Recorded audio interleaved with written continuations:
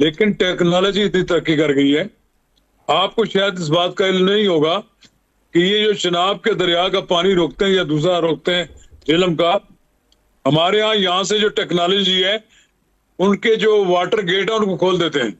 ये है कि वहां पर बड़े डैम या स्टोरेजेस बनाना चाहता है और at the garb of environmental impact और दूसरी चीजों की वजह से वो पाकिस्तान को मजबूर कर रहा था कि ये हमारे पास इसका हथियार उनके बजाय हमारे पास भी मौजूद है। हम जब चाहें उनके किसी डैम का वाटर गेट हम खोल सकते हैं। ये लग रहा था कि जैसे कोई नाला चल रहा है। साथ ही मेट ऑफिस की तरफ से ये भी खबर आ गई कि खुश्क साली 3 सूबों को तो बराह रास्त हिट करेगी।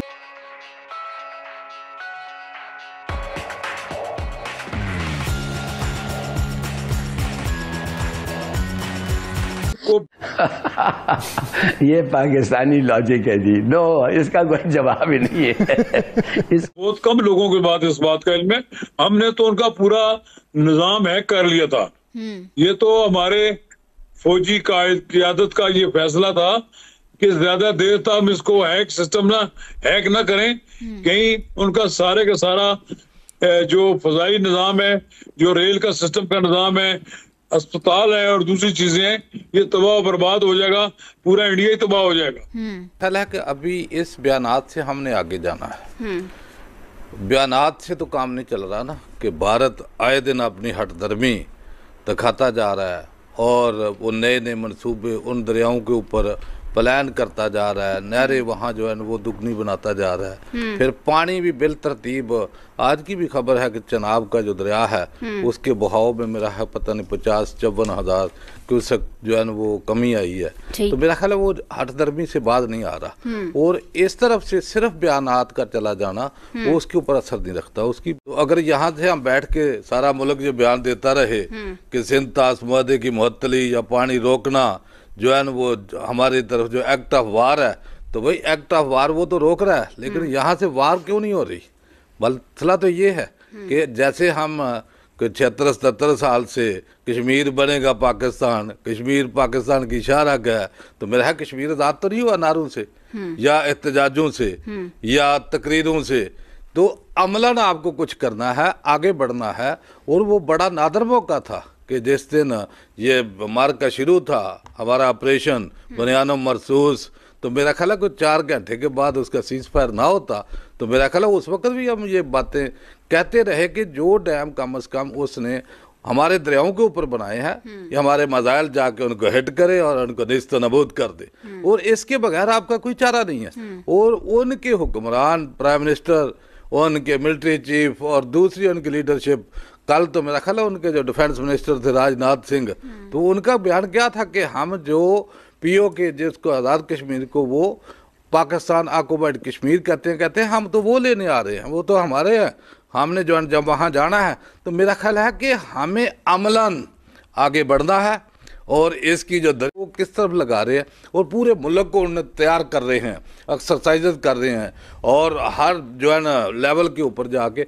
और यहाँ क्या है, यहाँ सिर्फ बयान, भाई पानी हमारा रुक गया, मेरा ख्याल है। ठीक है, मैं समझ गई। आप कह रहे हैं कि सिर्फ बयानात से और सिर्फ हम जो अपना मौका सामने रख रहे हैं it's not enough for us, तो क्या करना चाहिए, क्या करें? करना क्या, पानी रोक लिया तो पानी अभी उसको डेडलाइन दे दे कि कल तक अगर आपने पानी ना खोला तो यहाँ से हम मिसाइल फायर करेंगे और आपके जो डैम है उसको निस्तरबूद करेंगे। और आपने क्या करना है, और क्या हाल है, इसके अलावा क्या हाल है कि वो पानी रोक लेगा, डैम मजीद बना देगा, वहां से नहरें जो है वो कन्वर्ट करके दूसरी तरफ ले जाएगा। यहाँ से बयानात जा रहे हैं। क्या ये मसला सफारती लिहाज पे कौन सी सफारती, किस सफारत की बात करते हैं आप? सफारती आज तक कोई मसला हल हुआ है सफारती लिहाज से?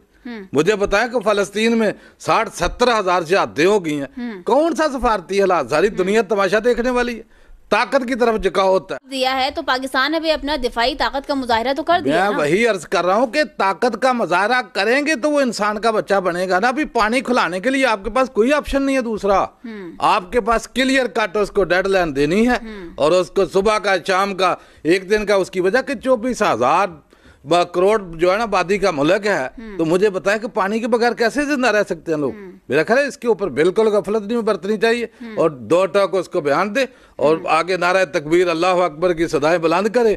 बहुत बड़ा हमारे ऊपर तो वैसे ही बहुत बड़ा वजन है, 1971 से लेके फिर हमारी शाहरा गन के शिकंजे में कब्जे में है, उसको हमने आजाद कराना है। अभी पानी वो बंद कर रहा है। भारतीय आबी जारियत के ऊपर हम बात कर रहे हैं और इस हवाले से मांडला साहब का ये कहना है कि हम सिर्फ ज़बानी कलामी जिस हद तक हमारा मौक़िफ़ जा रहा है काफ़ी नहीं है। जी नवाज साहब, पहले तो प्रोग्राम में खुशामदीद। आपको फरमाइएगा कि भारतीय आबी जारियत के ऊपर हम जो हमारा स्टेटमेंट है, हमारा मौक़िफ़ है, इज़ इट इनफ या हमारे पास कुछ और भी ऑप्शंस हैं जिसको हमें फौरी तौर पर देख लेना चाहिए? लेकिन टेक्नोलॉजी इतनी तरक्की कर गई है, आपको शायद इस बात का इल्म नहीं होगा कि ये जो चिनाब के दरिया का पानी रोकते हैं या दूसरा रोकते हैं झेलम का, हमारे यहाँ से जो टेक्नोलॉजी है उनके जो वाटर गेट है उनको खोल देते हैं। ये हमारे पास इसका हथियार उनके बजाय हमारे पास भी मौजूद है। हम जब चाहें उनके किसी डैम का वाटर गेट हम खोल सकते हैं। ये को बहुत कम लोगों के बाद इस बात का इल्म है। हमने तो उनका पूरा निजाम हैक कर लिया था। ये तो हमारे फौजी क़यादत का ये फैसला था कि ज्यादा देर तक हम इसको हैक ना करें, कहीं उनका सारे का सारा जो फजाई निजाम है, जो रेल का सिस्टम का निजाम है, अस्पताल है और दूसरी चीजें हैं, ये तबाह बर्बाद हो जाएगा, पूरा इंडिया ही तबाह हो जाएगा। ये हमने थोड़ी देर के लिए हैक किया है। उनको इस बात का इल्म था कि पाकिस्तान के पास ये सलाहियत है और ये बात पाकिस्तान ने बावर करा दिया। ये टेक्नोलॉजी की लड़ाई थी। पाकिस्तान ने टेक्नोलॉजी की लड़ाई में भारत पर अपनी बर्तरी साबित की और ये एक बड़ा कारनामा है।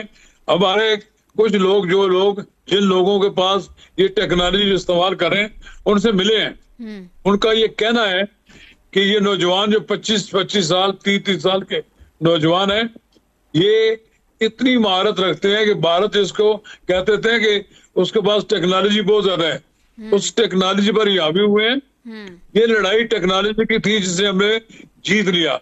ये भारत के पास जो राफेल तैयारे थे, जो मिग तैयारे थे या दूसरे जो रशियन तैयारे थे, उन तैयारों की टेक्नोलॉजी की वाकईतन बहुत ज्यादा थी, लेकिन जब उनके सिस्टम को जाम कर दिया गया तो एक इस लिहाज से आप कह लें ये तैयारे अंधे होंगे।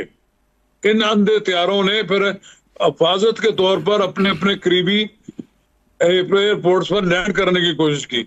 पाकिस्तान के खिलाफ भारत जब भी आएगा तो उसे पाकिस्तान के टेक्नोलॉजी के निजाम के साथ मुकाबला करना पड़ेगा और मुझे नहीं लगता मुस्तकबिल करीब में और कई साल तक भारत दोबारा अपने पांव पर खड़ा हो जाए। अगर इस वक्त कोई वो हमाकत करता है तो आप ये बताएं, आपको मैं ये बात वाज़ेह कर देना चाहता हूं कि पाकिस्तान के पास इतनी सलाहियत मौजूद है कि वो ईंट से ईंट बजाने के ऊपर आ जाए या उनके तमाम एयरपोर्ट्स को तबाह करना हो या उनकी आबादियों को जहां जहां उन्हें टारगेट बनाना हो। हमारे पास इतनी सलाहियत है कि 100% जो गोरी में जो मिसाइल है जिसके बारे में उन्होंने कहा था शाहीन, 100% वो एक टारगेट पे जब उसको फेंकते हैं तो एक इधर उधर भी नहीं होता। तो ये कोई मसला नहीं है। आप ट्रीटी को रिविजिट करें या रिवाइज करें, तो उस पर अल्टीमेटली पाकिस्तान ने 1-2-3 लेटर के बाद जो है फिर ये जवाब दिया कि ठीक है जी, इफ यू आर सीरियस तो हम आपस में बैठ जाते हैं, हम देख लेते हैं कि रवैया आप क्या चाहते हैं और पाकिस्तान का पॉइंट ऑफ व्यू इस बारे में क्या है। और जामी साहब, ये अभी जो है अप्रैल में ये दोनों मुल्कों के दरमियान ये जारी थी बात कि वेन्यू जो है मीटिंग का कहाँ पे हो और किस दिन हो मीटिंग, और साथ ही ये जो है प्राइम मिनिस्टर इंडिया ने ये ऐलान कर दिया कि हम टीटी को जो है वो हेल्ड इन अबेंस करते हैं।